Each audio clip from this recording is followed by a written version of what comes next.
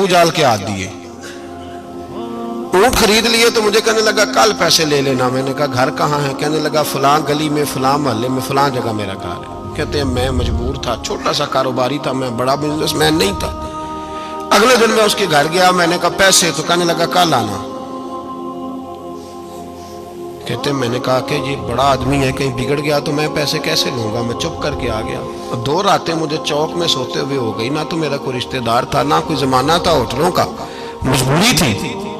تیسرے دن میں پھر گیا تو میں نے کہا پیسے, کہنے لگا کل آنا. تو میں نے کہا یار میرا یہاں کوئی بھی نہیں, میں سڑک پہ سوتا ہوں, مہربانی کر میرے پیسے دے.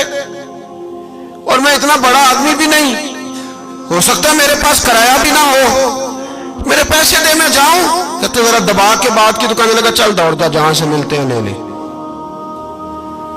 یہ تاجر جب ڈوبتے ہیں تو یہ خودکشیاں کرتے ہیں, اس لیے کہ جس آدمی کی اصل زر ڈوب جائے وہ کدھر جائے گا بیچارہ.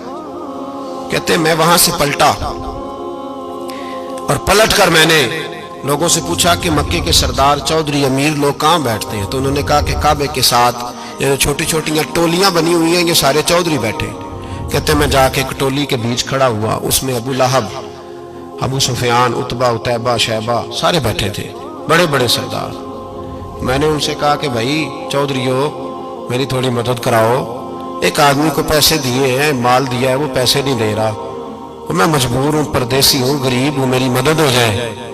تو کہتے ہیں وہ عتبہ بول کے کہنے لگا کون ہے جو تیرے پیسے دبا گئے, اتنی ضرورت کسی کی, ہمارے ہوتے ہوئے نام لے. تو کہتے ہیں میں نے کہا کہ ابو جال نام ہے اس کا. کہتے ہیں گردنیں جھوک گئیں, کہنے لگے تو بڑے گنڈے کے پاس پھنس گیا, وہ تو سردار ہے سارے گنڈوں کا, وہ تو نہیں ملتے پیسے, مشکل ہے. کہتے ہیں میں کانپنے لگا کہ میرے پیروں تو زمین نکل گئی, یار پیسے نہیں ملیں گے تو میں تو گھر نہیں جا پاتا, کرایہ بھی نہیں. کہتے ہیں عتیبہ نے مذاق کیا, سامنے خانہ کعبہ کے ساتھ ٹیک لگا کے رسول پاک تشریف فرماتے, معاذ اللہ ثم معاذ اللہ, نقل کفر نہ باشد. اس نے مذاق کیا, کہنے لگا وہ جو بندہ بیٹھا ہے نا وہ تیرا مسئلہ حل کر سکتا ہے.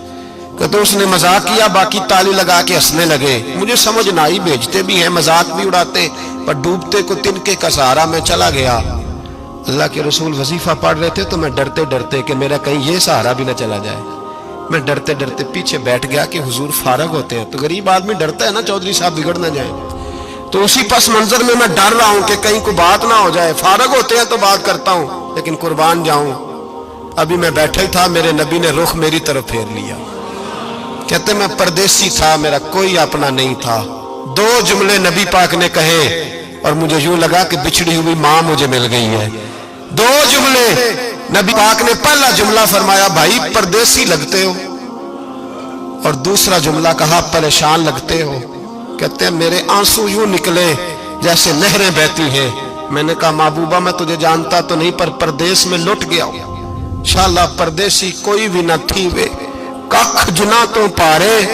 حضور ایک آدمی نے پیسے دبا لیے. کہتے جب میں رویا تو نبی پاک نے نہ نام پوچھا اس بندے کا, نہ کام پوچھا, میری گردن پہ تھپکی دی, فرمایا فکر نہ کر, جیسے تو کہے گا ویسے ہی ہو جائے گا. کام بھی نہیں پوچھا, نام بھی نہیں پوچھا. حضور نے بازو تھاما, گھر لائے, اور حضور نے ٹوٹی ہوئی چٹائی پہ بٹھایا, اور اللہ کا لاڈلا نبی اپنے مقدس ہاتھوں میں میرے لیے کھجوریں لایا, اور حضور میرے لیے دودھ لائے. کریم نے مجھے کھجوریں کھلائیں, دودھ پلایا, اور فرمایا جب تسلی ہو گئی, میں کئی دنوں کا بھوکا تھا, جی بھر کے میں نے کھایا. اب حضور نے فرمایا بات کیا ہے؟ حضور اس طرح میں نے پیسے دیے, مال دیا, اونٹ دیے, پیسے نہیں دیتا. بندہ کون ہے؟ ابو جال. کہتے حضور نے فرمایا فکر نہ کر, مل جائیں گے. تو فکر نہ کر, غم زدوں کو رضا مجدہ دیجئے کہ ہے, بے کسوں کا سہارا ہمارا نبی. ملیں گے, ملنے کیوں نہیں؟ فرماتے حضور نے فرمایا چل میں تیرے ساتھ چلتا ہوں.